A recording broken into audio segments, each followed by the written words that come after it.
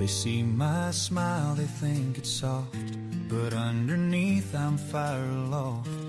Quiet storm in a velvet night, don't mistake my calm for fright. I give my heart, but I've got might. Handle me wrong, you'll feel the bite. A silent power ready to ignite. Don't underestimate my kindness for weakness. I'm dynamite, roll tight, not meekness. Do me wrong and you'll regret it. Understand me, I'm a force, you can't command me. Gentle words but fierce intent, strength in every sentiment. I'm standing tall, I've set my ground. In every silence there's a sound. I give my heart, but I've got mine. Handle me wrong, you'll feel the bite. A silent power ready to ignite. Don't underestimate my kindness for weakness. I'm dynamite, roll tide, not meekness. Do me wrong and you'll regret it. Understand me, I'm a force, you can't command me. Like a spark beneath the rain, I'm quiet but I bring the flame. Watch me rise, I'm breaking free. Kindness is my strategy. Don't underestimate my kindness for weakness. I'm dynamite, roll tight, not meekness. Do me wrong and you'll regret it. Understand me, I'm a force, you can't command me. I'm dynamite, roll tight, can't you see? My kindness is my strength, my fire is meant to be.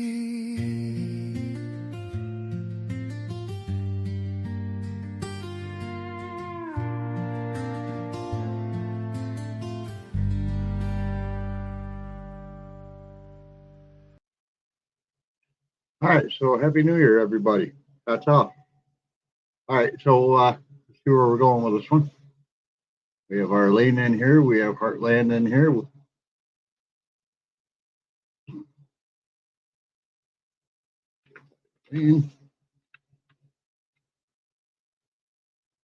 All right, so Troy said he'd like to have me start everything on my own. I don't know if he's planning on coming in tonight or not, so I might be doing the whole thing on my own. I don't know. But if I do, it won't be long. I'll guarantee you that. A couple of weeks ago, I was talking about trying to figure out a way to be able to go in on my stairway coming up to the upstairs of my house. Mind you, this house is 126 years old now. And I wrapped my head around this thing for weeks, trying to go, how can I do this? Not the bull nose on every step is the exact same distance as it is, step to step. Plus the top of the steps are kind of worn in the middle where people have been walking up and down them for 126 years. And I wrapped my head around it, and I came up with this idea. I said, well, if I do it this way, I can do it with the Dremel. And then today I got thinking about it. I said, no, a Dremel's not the right answer. Everybody calls it the cool tool, but it's actually called a multi-tool. The blade goes back and forth rather than like the Dremel spins around in a circle. The problem with the Dremel is that the blades are made to do carving, so you hold it at an angle to carve. And for the idea I came up with, it wasn't going to work. The more I thought about it, the more I decided it just wasn't going to work. The advantage of a multi-tool is that you can buy blades that aren't straight up and down. They actually go up and down, but they also kick back a little bit and come down. So you can hold the blade tight to something and it'll be flush to that item. So this is what I came up with. This is nothing more than two pieces of 2x4 mounted to a piece of 1x3. The bigger piece on the bottom is what rides along the riser of the step below. And then this top piece up here will tell me exactly where that is. As long as this is flush to the bottom of the riser, I can take the multi-tool blade and keep it flush to this piece and just run it across the step. Granted, I'll probably have to change my way a little bit about it as far as like changing the angle of the blade or whatnot sometimes, I think. I'm not sure. But I thought about it and said, that's the right way to mark the top of the step. Is that the right way to cut the step? No, it isn't. I'll be honest. As long as there's a mark on top and you've got a board on the bottom, you could go in with like a jigsaw and cut it off for the most part. You might have to use the multi-tool for the final end because the jigsaw can't get tight to the wall. But one side I have the advantage, I have a gap that's about 1.5 inches wide where the actual plaster and lath we took off the wall is. And then they had a face board on top of the plaster and lath. So that all got cleaned off. But the opposite side, it goes right tight to a bead board. And that's the side that's going to give me the problem. Without a doubt. I know that's the side that's going to give me a problem. In fact, people say, well, use a Sawzall. No. I don't know if you've ever watched somebody try to cut out a window with a Sawzall. They never cut straight. Ever. And the same thing with like the other saws that you use like for sheetrock, what they call the punch knife. If you watched Mike's video from Drifting Dreamers 5 where he cut out the windows and the door, those lines aren't straight. Where this comes up, you meet that wall, that line has to be straight. Now I can use the multi-tool to come in on the wall part of it and cut that off, but the jigsaw is not going to go all the way over to the edge. And the problem with the Sawzall is the blades wobble when they're cutting because they're long. And they do make shorter ones, but from step to step is only about, I think, 7 inches. So the chance of that beating down into the step below is going to bend the blade. Where a jigsaw, the blades are only 3.5 inches long, I think, maybe 4. So it's not going to hit the step below, but it won't go all the way to the wall. So I might have to use the multi-tool for that part too. I'm not sure yet. I've got a really good sander, so if it does get to the point where I have to go in and actually sand it off totally flush at that last corner, I can. But that's been one of my biggest issues with trying to figure out how I'm going to do those steps. And it's taken me months. Because first of all, I don't want to make the mess, which I know it's going to do. And second of all was just how can I make it perfect? Because it has to be perfect. What's going to happen is there's going to be another board put on the riser part on the front of every step coming up. There's 15 of them, I believe. One of them is on a major angle. And that was going to take a lot of extra boards on top to make up for it. But I have to put the riser board in first, and then I need to have that step overstick that riser board by about 1 inch. I think that's the proper way. I'm not going to bullnose them. I don't want them to be bullnosed. Hi, Charlene Grady. How you doing? Happy New Year. I don't want to bullnose the steps because for me, it makes no sense. I built stairs out of pine boards before, and all I did was just like basically knock the sharp edge off the top of corner of the steps and left the bottom sharp because you never touch that part with your foot anyway. And if you fall down the stairs, well, you don't want to have sharp edges hitting you. So it makes no sense to make it a bullnose, but it also makes no sense to leave it a square edge. What I'm going to be doing is I'm going to be using, I have a whole bunk of rough cut cherry lumber that I'm going to be cutting the stairs and the risers for the lengths. It'll be a rough length. It won't be the actual length. It'll be a rough length. So it'll be longer by maybe 1 inch or so. That way I can get all these boards caught. I can run them across my joiner. If I got to glue boards together, I can glue boards together. Then I can run them through my planer, make all the boards be the same thickness. I know when I get up to that top part, I'm definitely going to be gluing a bunch of boards together because I believe that's like a 45-degree angle. There's 2 of them actually. So you come up the stairs, it goes into a 45-degree angle. Then you take a step and it goes to another 45-degree angle to come up down the last step to get up onto the floor. So for those, there's going to be boards having to be glued together. That's what the joiner is going to be used for. And because of the width of those boards, I can't just go in and glue them all together and plane them. I have to be able to plane them off first and then glue them together. And they have to be planed down both sides because it's rough cut lumber. Rough cut lumber is nothing is if you go to the store and you buy, like, say, that 1x4, that's a 4S board. That means all four sides have been cleaned on that board. When you go into rough cut, there are no clean sides. None at all, period. I've got a big floor joiner. I mean, it's big. It's a 6-inch wide blade, probably a 48-inch deck. It's an old Sears. I've been on hold on that because the power switch on those has a key that goes into it. And that key has to be in place in order to turn the power on. Well, the key broke. And I only have half a key now. So I went on Amazon and I found somebody that would 3D print me some new keys. And I ordered 5 of them because, you know, they can be lost. They can be broke. So I ordered 5 of them. They weren't that expensive. I'm pretty sure it was like under $20. I'm not positive on that because I might have got them for free because I do a lot of work with Amazon. But in the same respect, I mean, that's a reasonable price. I paid $175 for the joiner back when I bought it, and it's not what they told me it was going to be. But I'm glad that I got it because my other joiner is a desktop joiner. That's only got like a 3-inch blade on it. Not saying that that's bad. These boards aren't 3 inches wide, but they are pretty wide. They might be, some of them 1.5 inches, some of them 2 inches. So I have to be able to get that one side of them perfectly squared off. That way, when I run them through the planer and get them down to the thickness, then I can glue boards together to make a wider step or whatever. And then I can run it through the table saw to cut it down to the actual size that I need or whatnot. So that's been my goal. My problem is my workshop. My problem is always going to be my workshop. Until I can rebuild the whole shop, my problem is always going to be my workshop. I told last week, I've already got all the maple wood to make my big center island. What's going to happen is I'm going to cut all those pieces inside of my trailer. The faces I have to put together in my shop, and I've been working on getting the table for that cleaned off. But there's just so much stuff in there and so little room to move around. And it's either, do I keep it or do I throw it away? And my main thing lately has been, am I going to use it? Not today. Throw it away. You know, is it something I need later on down the road? Okay, find a spot to put it. I'm running out of places to put stuff.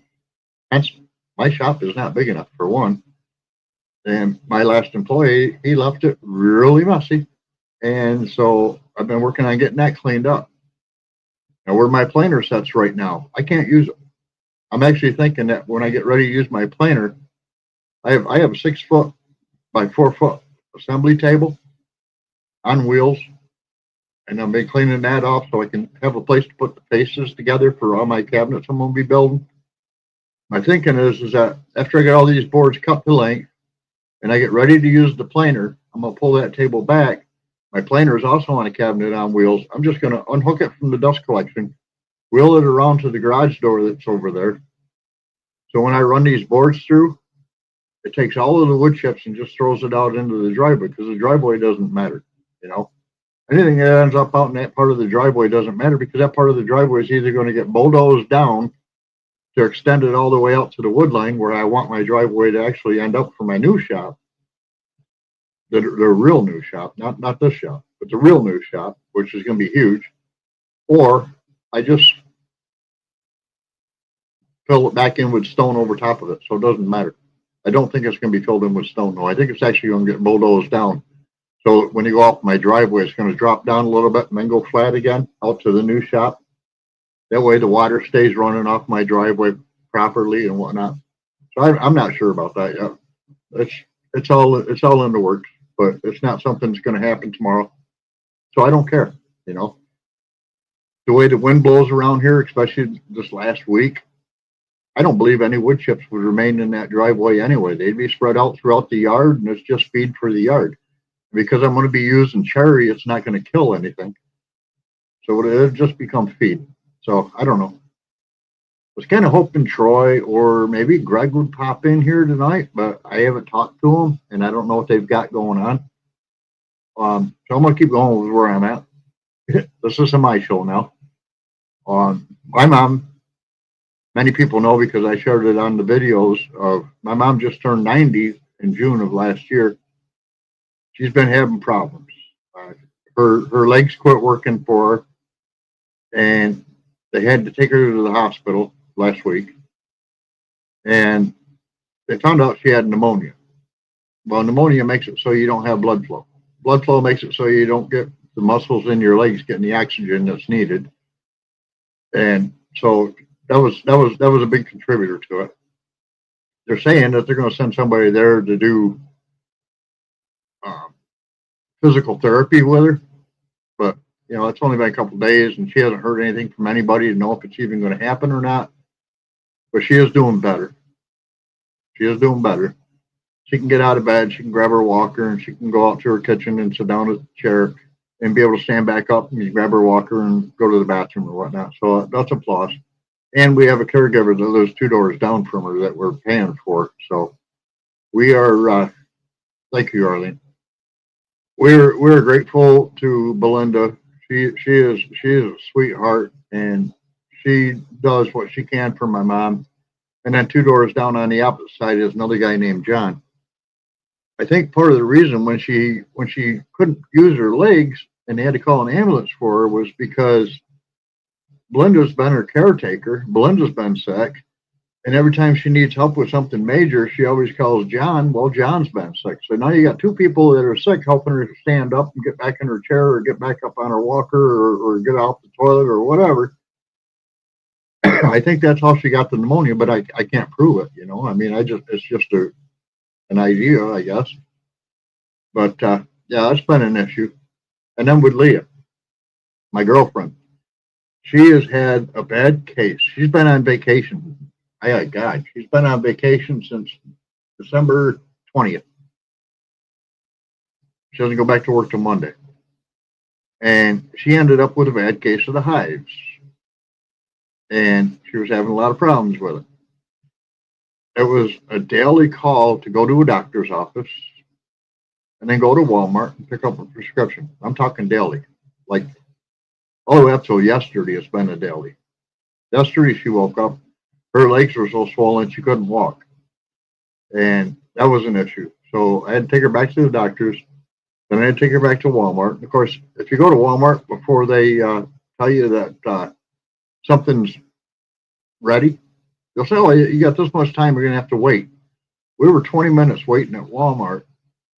So I told her, I said, well, I've got some items on the grocery list, so if you want to just sit down right here on the bench and wait for them to send you the message or whatever, it'll be fine. She's like, no, I'll walk around with you. I was like, but you've been complaining you can't walk. But we pushed the cart around. We got a few items. Unfortunately, I didn't take my list with me. I did get the items that I thought were on the list, but the list was much bigger than I thought it was. And there were items on the list that I thought were on the list, and they weren't on the list that I got too. So I hate doing that kind of shopping. I really do, because you spend more money and whatnot. But it turned out that she needed to have water pills to take down the swelling. And then her iron level was low. So that was a major issue. And then they said, well, your vitamin C in your blood is so low that you really need to have that too. So 500 milligrams 2 times a day of vitamin C. So she got her prescriptions taken care of there, and I bought the vitamin C naturally. You can't get a prescription for vitamin C. It's an over-the-counter drug. So I paid for that. But yeah, I mean, I've had the sniffles, but good Lord, it's been cold. Right now, it's 12 degrees outside. Yesterday, it got up to 25 degrees, and it lasted for about 1 hour. And within an hour later, it was back down to 14 degrees. So yeah, it's not great weather. Although it's going to get nice. I hear this week we could be getting 40, 45 degree weather by the weekend with rain, which is okay. Rain melts snow, so I'm content with that. Something else I learned by watching videos. Of course, I watch videos a lot. But something else I learned by watching videos is that a mini split when you're relying on it for heat, if it's 40 degrees or lower outside, they produce less heat. And I guess that kind of makes sense. We had ours set at 72 and inside our seed house, and I've been having to work out in the seed house, and it has been cold. You know, I mean, we're talking 20-degree days or whatever. And you go out in the seed house and it's set for 72 and it was cold. So I told Leah, I said, hey, we ran electric heat before. There's still one of our big electric heaters out there. Set it up to turn on at 68 degrees. And she did that. But then she also took the mini split and raised it up to 77 degrees. And I had to work out there again today, working on setting up a new computer. And it was actually very, very comfortably warm in there. Almost as warm as it is up here in my office, where I have a heater right here under my desk. You know what I'm saying? But yeah, so I've been setting up a new computer. This is a fun project. We bought this new computer because I had to change the old one. There was no doubt in my mind about it. I was working on a project and it just wasn't doing anything I wanted it to do. And every time it didn't want to do what I didn't want it to do, it would force me to do a reset. And that computer is so old and so slow that a typical restart on the computer was almost 15 minutes. It was like, okay, I got to restart the computer. I'm going to go inside, drink another cup of coffee, smoke a cigarette, watch a YouTube video. I'll come back out afterwards. It'll be up and running. Life goes on. But it did it continually. It was almost 4 times in a row. And I was just like, I'm not getting anywhere with this. I'm going to go buy a brand new computer. This is bullcrap. So I did. And I came upstairs to my print shop and I took a monitor off one of my computers up here that's known to work.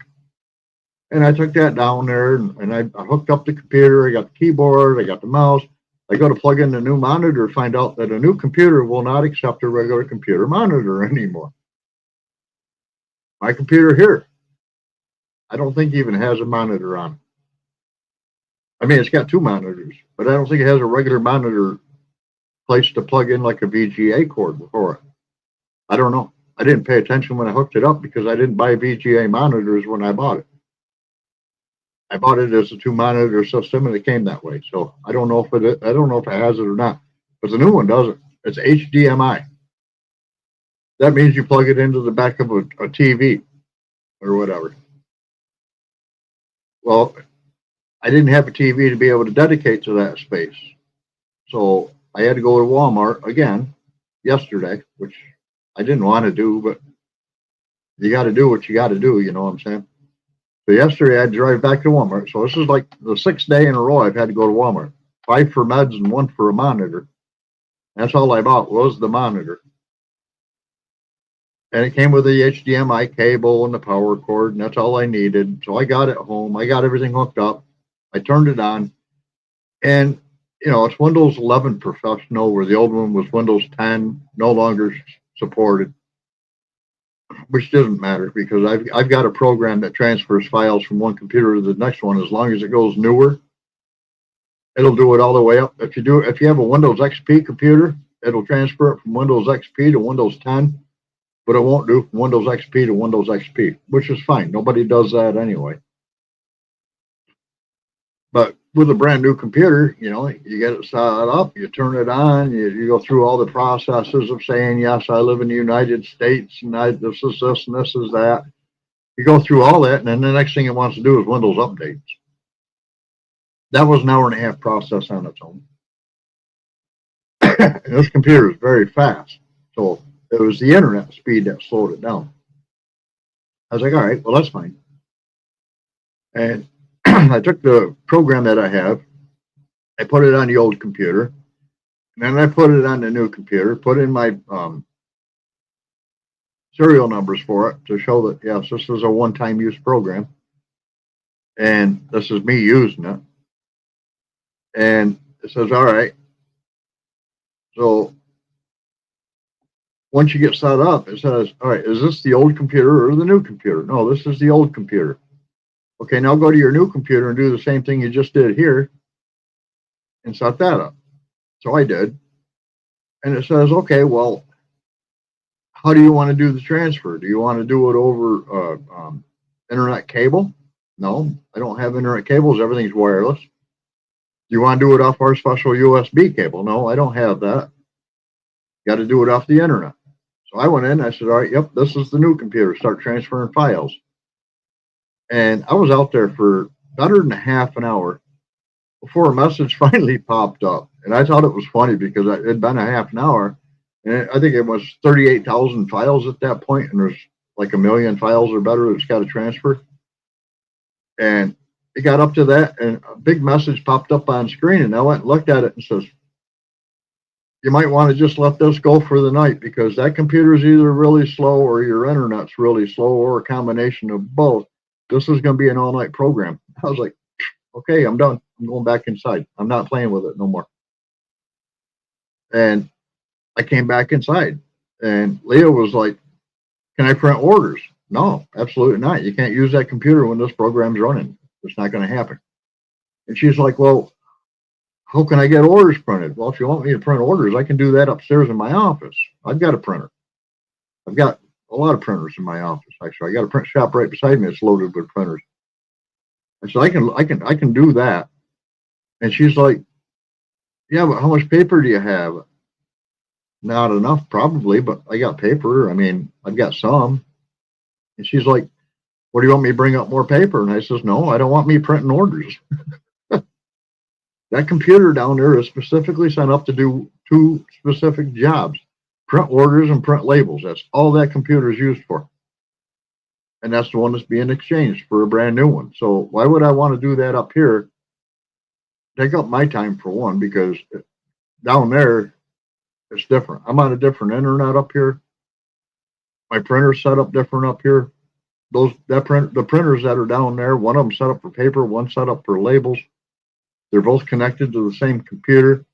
And if you're printing orders, it prints on the paper, and if you're printing labels, it prints on the label one. So why do I want to do that up here? And don't ask me to print labels up here, because then I got to change out everything in my printer, and I don't want to keep doing that. But yeah, I mean, I'm not trying to be selfish. I just don't want to dedicate my time to it because that's not my job. Actually, for the business, I don't have a job anymore. I got laid off.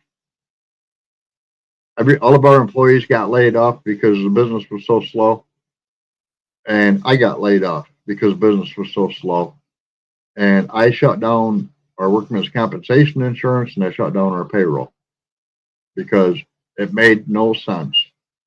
Workman's compensation is very expensive, and it was based on X number of employees. Once you set it, you can't change it. And payroll was charging me even if I didn't do payroll. So I was just like, nope, I'm shutting them both down. We can't afford it. You can't afford to pay me. I can't afford to pay them. So it's going to be that way. Like I said, I'm working for Walmart Spark now, so I don't care. If I need money, I'll just go work for a day or two, and I'll make the money I need. I don't need a lot. Speaking of Spark, this was kind of ironic. I went to work for Spark, I think it was 2 days after Christmas. Yeah, it was, because the day after Christmas, there was no way I was going in that store. No way. 2 days after Christmas, I go to Walmart. I'm going to do a Spark shop. All of the carts for the store were out in the parking lot, buried in snowbanks. I was sitting there waiting for the order to come in, and I'm watching the poor snowplow guy. He'd pull up where the cart corrals were, and if there was a vehicle parked in both spaces next to that cart corral, he would pull up behind the back bumper of one. When they came out, he would back up, let them back out. Once they drove off, he would drive back in. And then when the next people came back out, he'd keep moving forward, and he'd drop a cone behind him, and he'd keep moving forward, push the snow out of where those two cars were at, and then have to get out, remove all the carts, grab a cart corral, drag it over to the spot he just plowed, and then plow out where the cart corrals are. Then the Walmart employees, because they're no longer in snowbanks, would come out and grab the carts. I was like, that is so asinine. But I'm in the store after I finally got my shop, and I'd been watching this guy. I'm going to say I was out there for a good half hour. I go into the store, and one of the orders I had wanted sour cream. I know where that is, so I went back to where sour cream was. That whole section of the store had absolutely no sour cream. So another lady that worked there that was a shopper, she was in the area, and I went over and said, did they move sour cream somewhere else? Because I was here yesterday and there was plenty of it. I just bought a little one to go with my baked potatoes, and there was like the whole section was full. Today it's totally empty. And she said, no, it's all on a truck, and the trucks are snowed in. It won't be here for 2 days. I'm like, are you serious? Yeah. So that was the last time I did Spark. I'm going to wait. When they get the trucks in and the store gets a little bit fuller, I've been shopping there like every day this week because Leah had to get medicine and whatnot. So I've been walking around the store and just looking at stuff. And, you know, the crackers we like, they don't have them in stock. The potato chips we like, they don't have them in stock. The sour cream wasn't in stock. Crunch onion dip was, but yeah, that's different, you know. And I was just like, man, these guys got to get their crap together. I realized there was a storm going through the area from California all the way through. But it wasn't that bad of a storm in 90% of the area that they were going through. Why can't you be driving your trucks? My thinking has to do with all of this National Traffic Highway Safety Board stuff where they're testing drivers for English and weighing trucks a lot. I think that has a lot to do with it. I'm not positive, but I think it does because I know a lot of Walmart drivers that don't speak English. So am I pushing it? I don't know. It's hard to say. You know, and everybody says we're not supposed to talk politics on here. I don't care. I'm going to talk it anyway. Trump went into Venezuela last night. Well, he didn't go. He sent the Marines in, or Special Forces, and they went in and they brought out Maduro and his wife, Nicolas Maduro, the regime leader. And people in Venezuela today were actually out celebrating in the streets. And I was like, yeah, you might not want to be so happy right now because unless somebody else gets put in to take his place that's better, which is going to be hard to find, you might not want to be out there celebrating in the streets because the last time somebody celebrated against Maduro, they ended up either dead or in prison. So I don't know how that's going to play out for them, but I'm going to leave that alone. I have my theories, but I don't know. I don't know. You can watch it if you want. There's a lot of stuff on it. All right, well, guys, I was going to try to get this one to go for an hour tonight. It's been a little over a half an hour. I'm going to call it. I was hoping Troy and Greg would join in, or maybe Gary or Mike or somebody else, or even Peter, as far as that goes. I invited Peter to come join us, but that's okay. I'm going to call this one tonight. Thank you for thinking. Thank you for thinking of me on New Year's Eve. And just a quick note, any of the songs that I put out, if you want the music to them, all you have to do is send me an email to crownpc@yahoo.com. It's written right there on the bottom of the screen. And tell me you would like to have a copy of that song in an MP3 format or whatever. I will send it to you. I'm not writing these songs just for me to play once and never be listened to again. And there's a lot of them. People are going, man, I really like that one. Well, if you want a copy of it, just ask me for it. I'll send it to you. You know, you send me an email, I'll send you an email. In that email will be the attachment of the song or songs. It doesn't have to be just one. I'll send you the link, and it'll be yours. All right. For that, everyone have a great night. Enjoy the beginning of your new year. Enjoy the rest of your weekend. We'll see you next Saturday night, and hopefully we get some extra people in here to make it more exciting. But until then, everybody have a great weekend.